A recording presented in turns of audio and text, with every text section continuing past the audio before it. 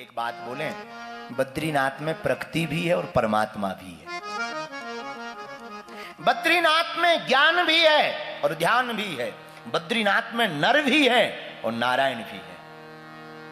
बद्रीनाथ में संत भी है और भगवंत भी है, दोनों व्याप्त हैं। इसलिए बद्रीनाथ वैकुंठ की भूमि है।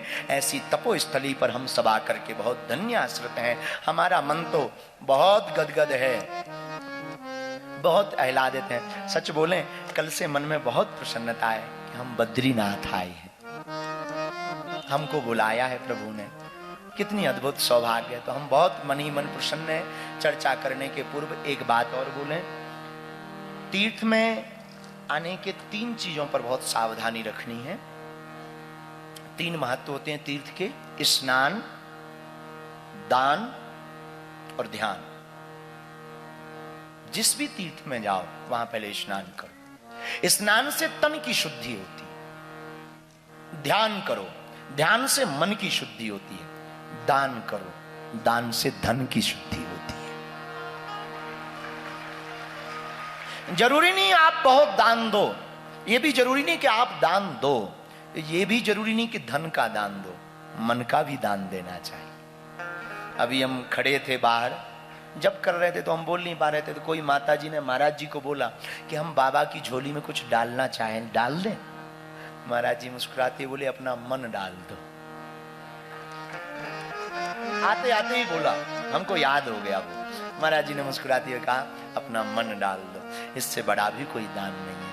हम लोगों को इन 3 का बहुत ध्यान रखना है। स्नान यहाँ तप्त कुंड में करना है। तप्त कुंड में पीछे ऋषि गंगा बह रही है। श्री खाक चौक वाले हनुमान जी के आश्रम के जस्ट पीछे ऋषि गंगा बह रही है, अलकनंदा जी बह रही है। स्नान करना है। स्नान करते हुए अपने पितरों के निमित्त में भी स्नान करना, थोड़ा डुबकी लगाना है। स्नान से निकलकर वस्त्र ठीक ठाक करके थोड़ा ध्यान करना है। गुरु का ध्यान, अपने आराध्य का ध्यान। और तुम माता पिता को भी मानते तो माता पिता का भी ध्यान, जिसको मानते हो उसका ध्यान। इसके बाद में अपने मन का दान। मन का दान ना से दे सको, धन का दान ना दे सको, एक दान दे देना, अपने बुरे कर्मों का दान कर देना। इससे बेहतरीन कोई दान नहीं है।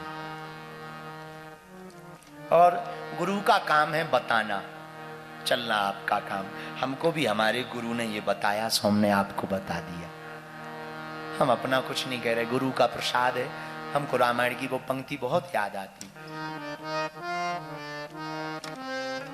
रामचरितमानस में गोस्वामी जी कहते, सद्गुरु वेद वचन विश्वासा, सद्गुरु वेद वचन विश्वासा, सद्गुरु वेद वचन विश्वासा, सद्गुरु वेद वचन, सद्गुरु वैद्य वचन विश्वासा, सद्गुरु वेद वचन विश्वासा, सद्गुरु वेद वचन विश्वासा, सद्गुरु वेद वचन विश्वासा, सद्गुरु वेद वचन। जिसे सद्गुरु की वाणी पर भरोसा होता है, उसके जीवन में कभी भरोसा टूटता नहीं है। सद्गुरु कौन? गुरु कौन? जिसे कोई कोई माने वो गुरु, लेकिन जिसे सब कोई माने वो सद्गुरु। जिसे कोई कोई जाने वो गुरु है, लेकिन सद्गुरु वेद वचन विश्वासा। सद्गुरु की वाणी पर भरोसा ठीक वैसे रखना है जैसे हम लोग टिकट कटवा कर ट्रेन में बैठ जाते हैं। अब चाहे ठोके चाहे पहुंचाए, पर बैठ जाते हैं। बस में जब टिकट कटवाते हैं बैठ जाते, कभी नहीं पूछते ड्राइवर पढ़ा लिखा है, ड्राइवर ने भोजन किया, कहां का ड्राइवर है, टिकट कटवाओ बैठो, बाकी का काम ड्राइवर का है, पहुंचाने का काम।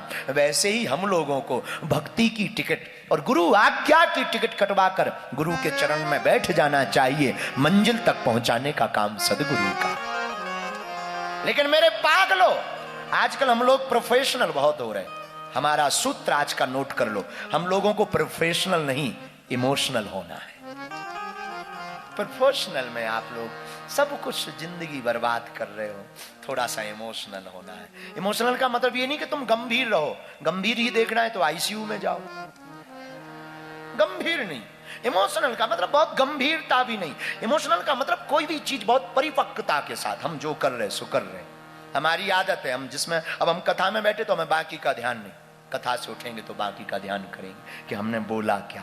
बोलने वाला बुलवा जाता है, हम बैठे रहते। इसको कहते हैं डूबना। सदगुरु वैद वचन विश्वास, सदगुरु की वाणी पर भरोसा। हमें एक कथा याद आती है, हम अभी छतरपुर में थे तो संकट मोचन के पुजारी जी हमको महाराज जी बता रहे थे हाथीराम बाबा के बारे में।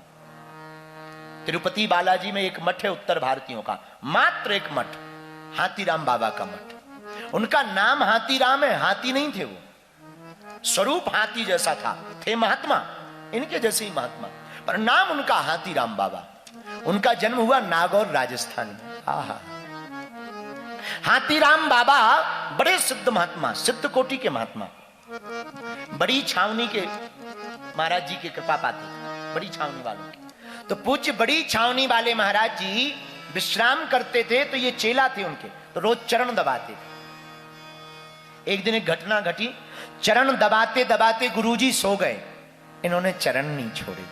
कुछ लोग इसीलिए चरण दबाते हैं कि गुरुजी सो जाएं, और कब सोएं और कब हमारे पिंड छूटे। हाँ, ऐसे भी कुछ लोग होते हैं। एक आदमी एक महात्मा जी की आदत थी कि उनके कोई चरण दबाए तो वो सो जाती थी, लेकिन जैसे ही कोई चरण छुए छोड़े तो वो जग जाती थी। तो एक आदमी, अब हम ये नहीं कहेंगे कि वो उत्तराखंड का था, क्योंकि बुरा लगेगा इन लोगों को, हमें अभी 2 दिन रहना है। पीछे उत्तराखंड वाले ही बैठे हैं, पूरे सब गढ़वाल वाले बैठे हैं। भैया आपकी बात नहीं है, ये तो वेस्ट इंडीज की बात बता रहे हैं। तो एक आदमी उत्तराखंड का, नाम चंगीलाल, गुरुजी की सेवा रोज करे। रात के समय गुरुजी की आदत के, गुरुजी के जैसे ही कोई चरण दबाए वो सो जाए, तो जैसे ही चरण दबाए गुरुजी सो गए। इसने सोचा गुरुजी सो गए, अब हम भी सो जाएं। जैसे ही उठे गुरुजी ने पूछा, हाँ तो चेला तुम कितने भाई हो? तो इसने जब तक बताए कि 5, तब तक गुरुजी फिर सो गए।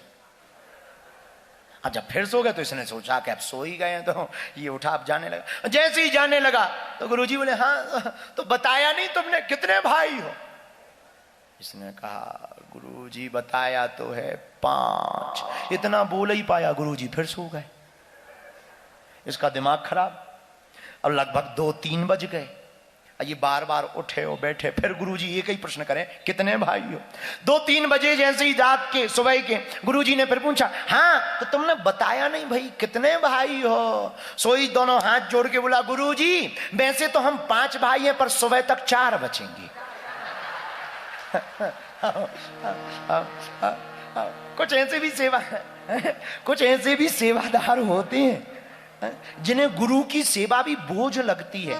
धर्म और सेवा बोझ नहीं है, बुरा ना मानना। बोझ कब लगती है? जब किसी भी चीज में हम आनंद लेना बंद कर देते हैं तो वो लोड लगती है, बोझ लगती है। जब अपने काम में ही हम आनंद लेना प्रारंभ कर देते हैं, सेवा में ही आनंद लेना प्रारंभ कर देते हैं, तो वो आनंद और उत्साह की पूर्ति करता है। इसलिए आपको टेंशन से बचना है तो अटेंशन में रहिए, टेंशन से बचना है अटेंशन में रहिए। अटेंशन का मतलब सावधान, और सावधान कौन करवा सकता है? सावधान तो तुम केवल सदगुरु ही करवा सकता। और कोई हमसे पूछे बढ़िया सदगुरु के बारे में बताओ, तो हमें तो एक ही सदगुरु याद आते हैं, जय जय जय हनुमान गोसाई, जय जय जय हनुमान गोसाई। बोलो, कृपा करहु गुरुदेव की नाई, कृपा करहु गुरुदेव की नाई। श्री राम जय राम, श्री राम जय